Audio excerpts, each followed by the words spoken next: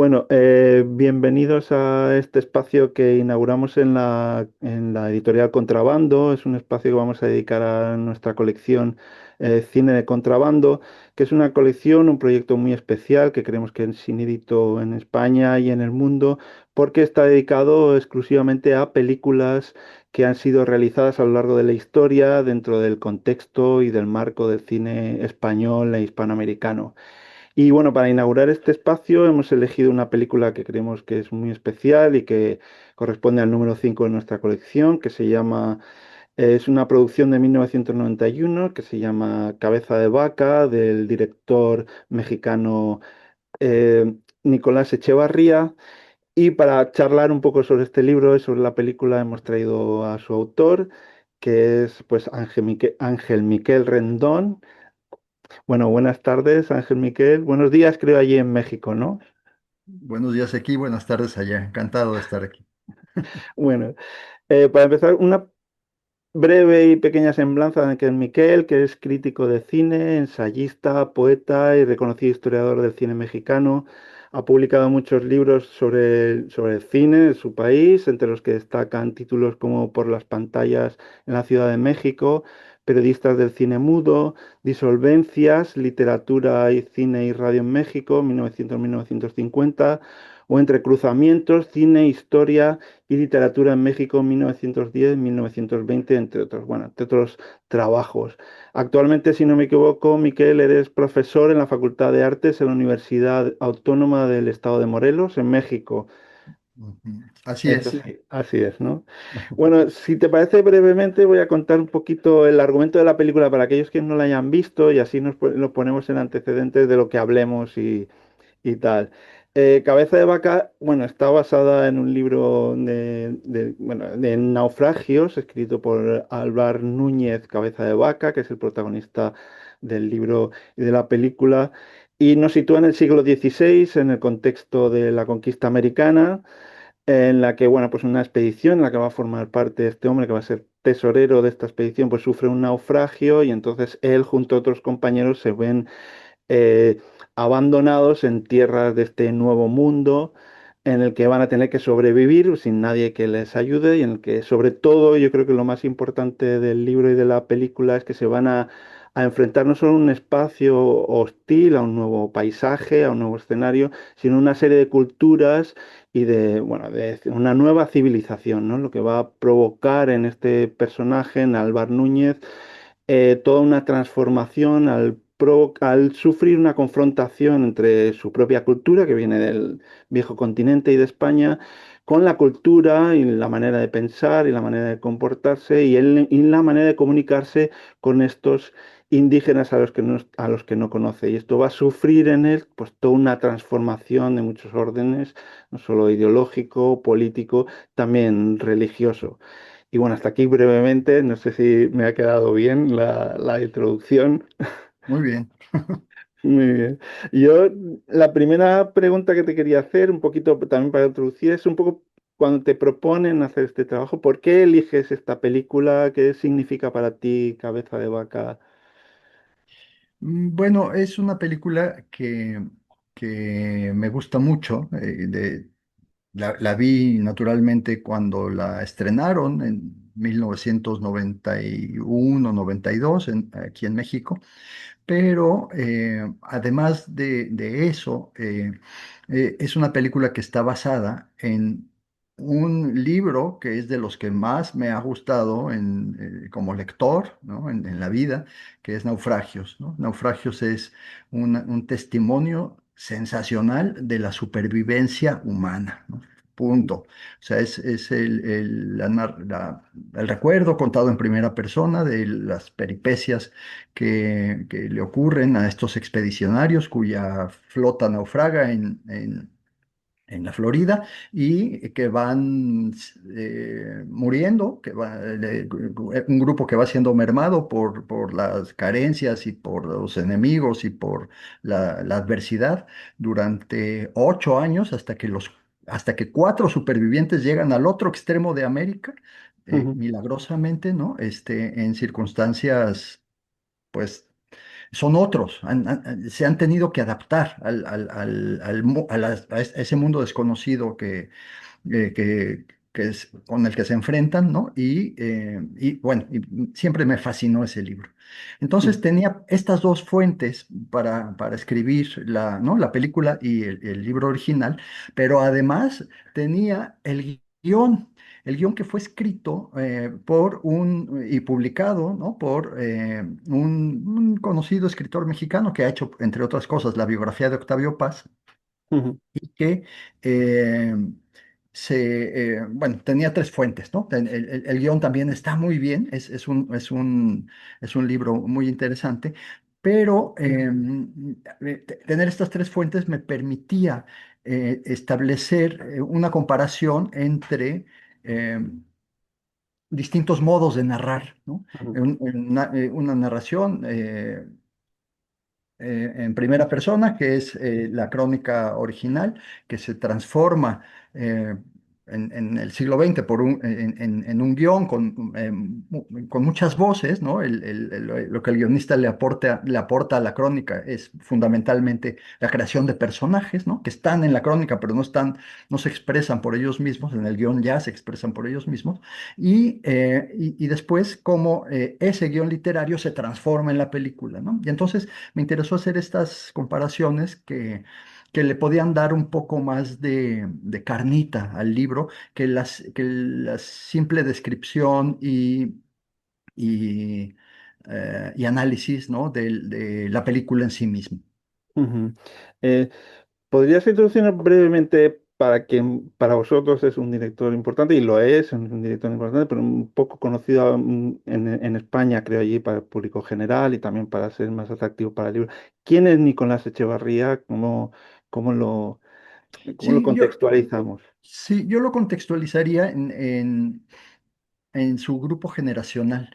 Eh, Quizá habría que partir de lo que se denomina el nuevo cine mexicano, que es como los nuevos cines de todo el mundo, ¿no? Una derivación fundamentalmente del neorrealismo italiano y después en México fundamentalmente de la nueva ola francesa, ¿no?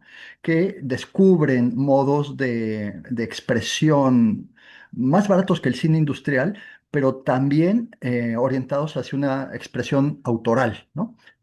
Fuera de la industria, digamos, ¿no? Son el nuevo cine en México, en la nueva ola francesa, nace asociado a la idea del director como autor. Ujú, Entonces, la primera generación del nuevo cine mexicano, a la que pertenece, por ejemplo, en España es muy conocido Arturo Ripstein, ujú, eh, gozó de una época próspera económicamente y que les permitió desarrollar sus carreras de una forma importante, ¿no? Hicieron esa generación, pues Ripstein debe haber hecho unas 60 o 70 películas, muchas películas para un director en México, ¿no? En esta sí, época. Entonces, esa es la primera generación del cine de autor. Nicolás pertenece a la segunda generación de los nuevos cines, ¿no? O del nuevo cine mexicano. Y esa generación, al contrario de la primera, no tuvo suerte de vivir en una etapa de bonanza económica y entonces pues se dedicaron no tanto a hacer cine de ficción, que es más caro, sino a hacer televisión, a hacer gestión cultural y hacer documentales. Ese fue el caso de Nicolás Echevarría, ¿no? Nicolás tenía antes de hacer Cabeza de Vaca, tenía una carrera importante como documentalista en México, es decir, en la provincia mexicana y fundamentalmente en grupos indígenas o mestizos, ¿no? De difícil, ¿no? De difícil, que viven en condiciones difíciles ujú, eh, y, y que él recreó de una forma interesante porque no son documentales etnográficos, ¿no? No son documentales que estén interesados en mostrar ciertas carencias o cierto, o sea, no están cargados políticamente y ni están cargados del interés, digamos, del occidental, ¿no? De la cultura occidental por unas culturas distintas, sino que son documentales de autor, ¿no? Son documentales en los que está muy presente eh, el interés, el interés de Nicolás por fundamentalmente el chamanismo, ¿no? O sea, estuvo y está todavía muy interesado en esta pervivencia, ¿no? De una religiosidad indígena, ¿no? En la que al chamán, digamos que asocia lo que nosotros hemos separado en el médico y el sacerdote, ¿no? Ujú, El chamán es las dos, ¿no? Entonces son figuras muy interesantes, muy importantes para sus comunidades. ujú. Entonces, bueno, ese es Nicolás, ¿no? Había hecho documentales fundamentalmente orientados a la recreación de tradiciones antiquísimas, ¿no? De tradiciones chamánicas antiquísimas, Ujú, en, hasta llegar a Cabeza de Vaca. ujú. Te- Me viene muy bien lo que dices, pero te iba a preguntar por eso, porque esa formación documental, al mismo tiempo en el libro tú cuentas que él es un director que se forma a sí mismo de manera autodidacta. Sí, Yo creo que le da a la película un aspecto formal muy particular, es decir, el planteamiento de abordar visualmente la historia que va a contar no es nada ortodoxo, es muy bello de alguna manera, pero es evidentemente nada ortodoxo. Yo creo que debe no. tener que ver con eso. En qué sentido tiene que ver esa formación en la construcción de esta película, ¿no? Porque no es solo la cuestión del tema, sino cómo lo aborda visualmente, ¿no? Exactamente, sí. Bueno, con técnicas de cine documental. No hay una sola toma filmada en estudio. Buena parte de los intérpretes, sobre todo los extras que aparecen, no son actores profesionales. Está aprovechando constantemente la iluminación solar. Es decir, es una película basada en lo que él sabía, ¿no? En las técnicas de cine documental y también, en algún sentido, reproduce fielmente, o lo más fielmente posible, el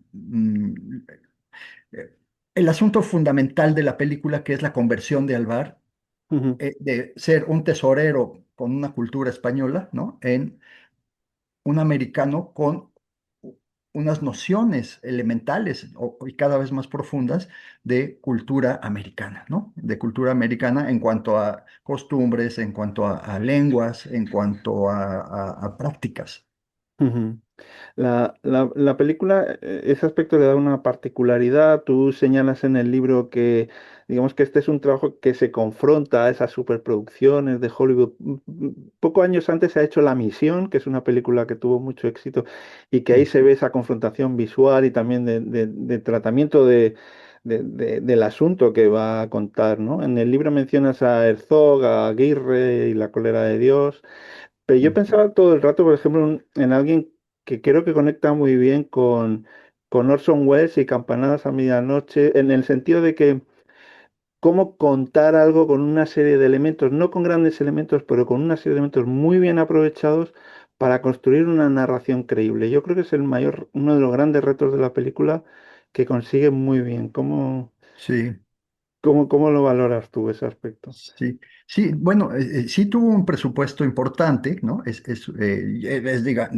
hecho, la película de Nicolás que había tenido mayor presupuesto y una de las películas más caras filmadas en México en toda la historia del Ujú, cine mexicano. Pero es decir, eh, está bien hecha, ujú, está bien hecha y con elementos muy sofisticados. Se contrató a un músico excelente, ¿no? A unas vestuaristas y maquillistas excelentes, a un fotógrafo excelente. Guillermo del Toro, el famoso ujú, director, es una de sus primeras películas, ¿no? Encargado de maquillar a Juan Diego. Este, entonces hay una producción importante. A lo mejor no se nota, y eso es una virtud, ¿no? Que no, ujú, sí. no parece nuevo todo, no parece una película de Netflix. Sí. ¿no? Entonces, es se disfraza muy bien o logran una representación creíble. Alguien la llamó ciencia ficción retrospectiva, porque Ujú, no sabían cómo iban ¿no? Los vestidos de los indígenas de esa zona de América, porque ya desaparecieron. No, no son como los mayas o como los nahuas o los aztecas, ¿no? De los cuales hay mucha información y dibujos de la época, y ¿no? En esa zona prácticamente no quedaron testimonios, entonces les permitió una gran libertad expresiva, ¿no? A todos los participantes, y un mérito de Nicolás fue contratar a artistas como, ¿no? Artistas probados, ¿no? Artistas en sus campos, ¿no? Como... como participantes en en los diversos oficios de la película. ujú, Pero tienes razón, parece hecha con pocos recursos. Ahora, lo que sí, pues es que está filmada en exteriores, no hay estudio, es decir, no le interesó utilizar los recursos del estudio ni de la postproducción. Lo único que hicieron en la postproducción fue agregar la música, ¿no? Y, en fin, colores, de esas cosas, pero no hubo una intervención posterior importante en la postproducción. ujú. A mí me recuerda por esa construcción del propio relato con una serie de elementos, ¿no? Cómo pequeños elementos visuales permiten construir una verdad histórica, ¿no? Yo creo que Sí, eh, es un poco lo que te quería preguntar a continuación. Porque yo creo que la película incita a un reto para el director y para el espectador, y es cómo representar una realidad de la que nadie sabe nada, ¿no? Y sí, logra construir una sí, verdad de la película. Yo creo que ahí sí, está un sí, poco de los elementos más fuertes, ¿no? De este trabajo. sí, ¿Cómo sí, sí, es una recreación, ¿no? Una recreación de la historia, que además, en el paso de la crónica del siglo Ujú, XVI al primer guión, eh, y en el paso del primer guión a la película, ya sufrió un proceso de selección, ¿no? Hubo un ujú, proceso de simplificación, ¿no? La crónica de Alvar Núñez Cabeza de Vaca es extremadamente rica. Entonces, tuvieron que hacerla ¿no? Más dirigida hacia un tema en particular, que es el de la conversión de Alvar a un modo de ser americano, digamos. En la publicidad de la película se daba, además del título, una especie de frase de- publicitaria en la que decía el conquistador conquistado, ¿no? O sea, lo ujú, que querían subrayar era justamente cómo este hombre, ¿no? Que venía de España a imponer una religión, unos valores, un poder, ¿no? Acaba, acaba siendo conquistado por una religión, unos valores y un poder, y cómo los asume como propios. ujú, Entonces, subrayaron ese aspecto y quitaron otros, ¿no? Para hacerlo más simple y para dar el mensaje de una manera más directa. ujú. Es, eh, la película parece muy moderna porque precisamente esa confrontación entre las dos culturas, hoy el debate precisamente en lo que significó la conquista y qué valores tuvo o qué valores no tuvo, está muy vivo. O sea, han pasado pues casi 30 años desde que trabajo y sin embargo la película se puede ver hoy porque está muy vivo. ¿Cómo dirías, cómo situarías tú la película dentro de este debate? ¿Cuál es la posición en ese debate de Nicolás de Echevarría y la propia película, ¿no? ¿Cómo se proyecta? Bueno, me parece que es una apuesta mm, por la dignificación del mestizaje, ¿no? Ujú, El mestizaje de cómo entre una tradición cultural y otra se crea algo nuevo, ¿no? De cómo nace algo nuevo del choque, ¿no? Del enfrentamiento, de las fuerzas complementarias que ofrecen las dos culturas. en ese sentido, es una vuelta de tuerca a la tradicional concepción del mestizaje, por lo menos en América, que había sido, digamos que, ejemplificada por dos grandes personajes, o dos grupos de personajes importantes, Cortés y la Malinche, por ejemplo, ¿no? O Ujú, sea, por un lado, Cortés y la Malinche, es decir, la Malinche es la indígena que le ayuda a Cortés a traducir, ¿no? Es la traductora del castellano a las lenguas indígenas, era políglota, la Malinche era una mujer fascinante. Y ese personaje que es tan importante desde el punto de vista de la comunicación y de las alianzas, ¿no? Y de la guerra, en México ha tenido una valoración negativa tradicionalmente. Se nos acusa a los que no somos nacionalistas o a los mexicanos que no optan por una visión nacionalista, se los acusa de malinchistas, ¿no? ujú. Le van al otro equipo, le van a los de afuera, ¿no? Entonces, ese es un personaje tradicionalmente, bueno, del Cortés y la Malinche nace una línea de mestizos, ¿no? Ujú, Y el otro personaje tradicionalmente asociado a una idea negativa de mestizaje es Tabaré.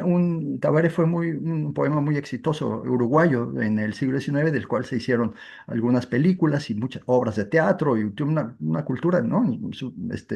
Sudamericana, que es hijo de una española violada por un indio charrúa. ujú, Entonces Tabaré también es un mestizo, pero también fruto de una violación, ¿no? Y entonces es un indio triste, digamos, es un indio que ya no pertenece a su cultura porque pues es blanco, ¿no? Pero tampoco pertenece a la cultura de los españoles porque eh, pues es hijo de un charrúa. Entonces esos dos mestizajes, digamos que poco exaltantes, ¿no? ujú, Habían sido, por lo menos en el campo del cine, los que se habían barajado de forma ¿no? más o menos amplia en México, ¿no? Y en algunos lugares de América también. Entonces, este personaje de cabeza de vaca, ¿no? Sí le da ¿no? Otra dimensión al mestizo. Es alguien que se asume como de otro lugar, ¿no? Alguien que viene a una cosa y de pronto dice, prefiero lo otro, ¿no? Prefiero lo otro. De hecho, Nicolás el proyecto del director había empezado originalmente tratando de hacer una historia de Gonzalo Guerrero.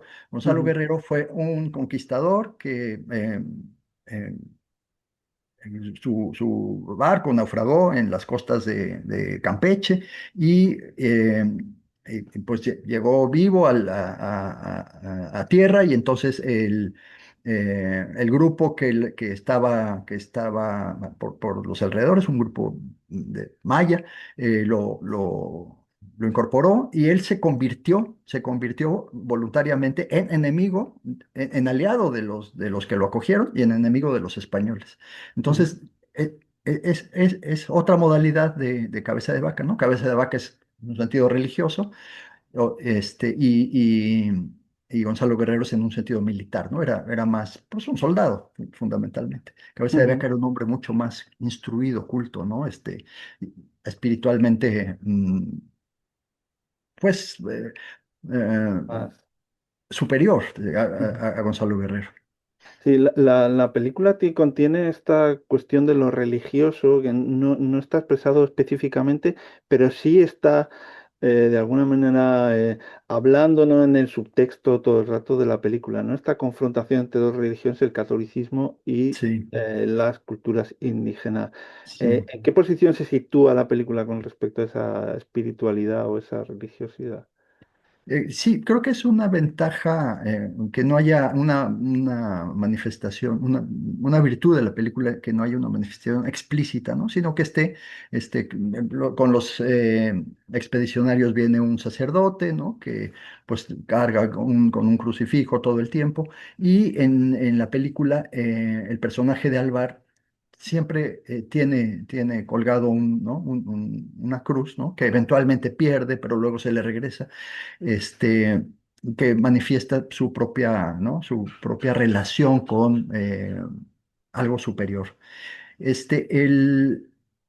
Es interesante en el sentido narrativo que cuando está siendo enseñado en las nuevas prácticas religiosas en las que lo instruye un chamán, ¿no? Un hechicero muy particular, este, lo despojen del crucifijo que trae colgado. Y cuando ya está listo, ¿no? Para su prédica, ¿no? Para que haga su práctica, su, su misión evangélica, digamos, ¿no? En el sentido, o para curar, ¿no? Cuando ya está listo para curar, cuando tiene las habilidades del médico, le regresan el crucifijo, ¿no? Pero ese crucifijo ya no está solo, sino que tiene unas plumas y algo, y que él se pone, ¿no? Entonces está muy delicadamente presente la religión sin que haya una manifestación muy explícita, ¿no? De la confrontación entre las dos. Ujú. La película a mí me ha parecido muy vanguardista. Tú hablas como Nicolás Echevarría, digamos que prescinde de una voz en off que le habría facilitado el trabajo de trasladar, digamos, esa primera persona subjetiva del libro a la película y tiene mucha confianza en la imagen y en la consecución de las escenas y situaciones que plantea. Lo cual hace una película muy contemporánea, no tanto de los 90 sino casi actual del siglo XXI. No sé.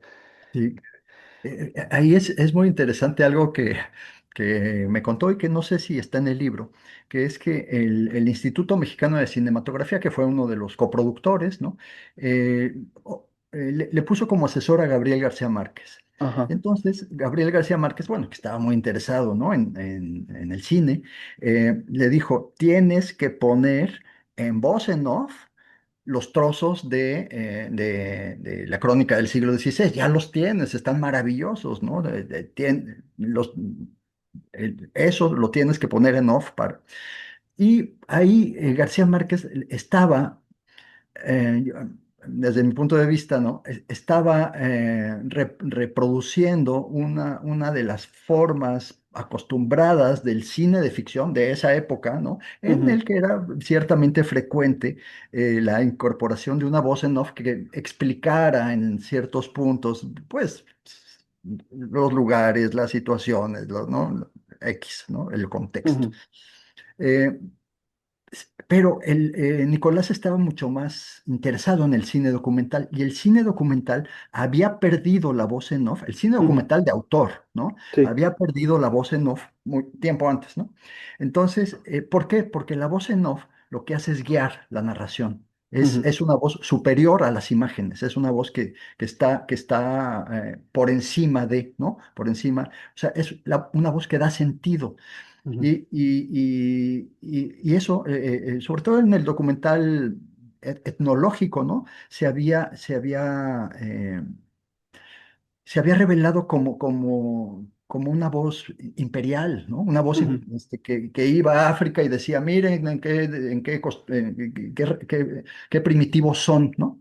Miren, y entonces salían ahí haciendo fuego, lo que fuera. Entonces, eso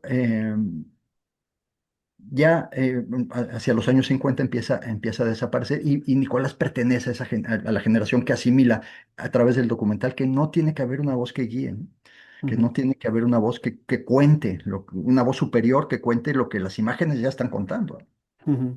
Eh, me gusta porque efectivamente en la película fondo y forma de alguna manera conviven muy bien porque son decisiones artísticas que están enfocadas en realidad a ese mensaje de comunión entre dos culturas que quiere expresar la película. Yo creo que es una película donde la veracidad, o sea, se consigue un punto de verdad, Sí, pero esa verdad está más enfocada a aquello que quiere decir la película, a que si es estrictamente riguroso con la historia, ¿no? que sí, está contando, ¿no? sí. Es muy valioso, ¿no? De la película. Sí, yo diría que logra la verosimilitud, ¿no? O sea, sí crees que eso puede haber sido, ¿no? No que así haya sido, sino que puede haber sido. Ujú. No me resisto a preguntarte por Juan Diego, el actor. La película es una coproducción con España. Eso Sí. le obliga, como cuentas en el libro a Echevarría, a tener un actor español que se barajó, por poner una nota anecdótica, la opción de Antonio Banderas o Javier Bardem. ¿Tú crees que se arrepentiría en algún momento de no haber elegido a alguno de estos actores? Pues, pues bueno, está bien. Juan Diego está muy, muy bien como cabeza de vaca. Eh, y esto fue en 1990, ¿no? Entonces, ni Bardem ni Antonio Banderas eran los que son ahora, tampoco. También lo hubieran hecho bien, supongo, ¿no? Pero me parece que la caracterización de Juan Diego es creíble, ¿no? Tiene por lo menos aparece todo el tiempo en la película y tiene momentos muy de gran desempeño actoral, ¿no? Ujú. Y un par de preguntitas para no ir terminando y no molestarte más. La película tuvo mucho éxito en México, llegó, creo que cuentas que tuvo el Oso de Oro en Berlín, pero no, a pesar de tener una producción española, no tuvo un estreno en España. ¿Tú a qué crees que se debió eso? ¿Era que el tema se veía de manera diferente a los dos lados del charco y entonces no hubo un interés específico? Porque es curioso, ¿no? Sí, yo lo interpreto como, bueno, hubo un asunto importante, que fue que la comisión del quinto centenario que patrocinó de la parte española, mm, a través de la televisión española, ¿no? La producción de la película fue una producción en la que estuvieron involucrados Estados Unidos, Gran Bretaña, España y México, ¿no? Entonces, y eso le garantizaba de entrada una difusión muy amplia, ¿no? Una difusión por lo menos en esas, ¿no? Cuatro regiones. Eh, en televisión española sí pasó y no fue estrenada en cines porque la Comisión del Quinto Centenario, ¿no? Y la televisión española asociada a la Comisión del Quinto Centenario dejó de estar interesada en patrocinar películas, ¿no? Y ¿no? Su exhibición, justo en 1992, que era cuando estaba empezando a distribuirse por todo el mundo. Bueno, más que distribuirse por todo el mundo, que empezó a tener presencia en festivales. Sí tuvo mucha presencia en festivales, Cabeza de Vaca, y ahí la vieron periodistas españoles. En otro sentido, sí creo que puede haber molestado a, no sé si censores o a quienes la vieron que no les interesó el ritmo lento de la película. Es un ritmo, pues, no extraño en las películas de autor, ¿no? Pero que no es una película particularmente eh, entretenida desde el punto de vista de la acción, ¿no? Ujú, Y eso, por ejemplo, la crítica norteamericana, pues que es un cine mucho más, ¿no? Mucho más dinámico, ujú. sí subrayó. Eh, de todas formas, sí hay, pues obviamente, un tema que es el conquistador conquistado. Ya. No gusta tanto, ¿no? En España, el conquistador se ha conquistado. Y bueno, pues ya para terminar, quería preguntarte un poquito, ha salido recientemente un especial sobre el próximo Festival de Valladolid, sobre la cuestión de la cuestión de la conquista de América en el cine, y una de las películas que destaca el reportaje, que bueno, la revista que es Caimán, sería la versión de Calles de aquí en España, y una Sí. de las películas que destaca es Cabeza de Vaca. Y esta puesta. ¿Cómo, para terminar brevemente, cómo situarías hoy la película? Pues, ¿cuál es su valor? ¿Cómo la colocarías tú hoy, esta película? Bueno, es una película que tiene gran valor artístico, ¿no? Yo la consideraría desde esa perspectiva, es decir, los valores de algo que está bien hecho, ¿no? Perduran en el tiempo. Y aquí, como decíamos hace un ratito, confluyeron las capacidades creativas de un montón de creadores de primer rango en México. varios de ellos han tenido el premio que concede el Estado mexicano, el mayor premio que concede el Estado mexicano a un artista, lo han ganado cinco ¿no? de los participantes en esta película, y otros han tenido distinguidísimas carreras, como el camarógrafo Navarro, o como Guillermo del Toro, o como el actor Jiménez Cacho, ¿no? O sea, son... eh, hubo una confluencia, quizá un tanto azarosa, ¿no? De personalidades con una gran capacidad, ¿no? De expresión artística. Y entonces eso es un valor que pues, ahí está, ¿no? Que no desaparece, independientemente del mensaje de la película, que puede variar con respecto al contexto cultural de cada momento, ¿no? De las... en que se ha presentado. En Francia la aprecian mucho, ¿no? Ha sido constantemente exhibida tanto en festivales, ¿no? Como de forma comercial. Ujú. Entonces, pues ahí está, es una buena película, como vemos buenas películas de otros tiempos, ¿no? Sí, simplemente. Bueno, pues Ángel Miguel, muchas gracias por tu tiempo y por atendernos. Y bueno, a la gente que esto de los podcasts, como no los puede situar en el tiempo, ni en el lugar, ni de ninguna manera, pero bueno, desear a la gente que vea este vídeo, pues invocarla o convocarla para otras entregas de esta colección Cine de Contrabando. Muchas gracias, Ángel Miguel. Gracias, buen día.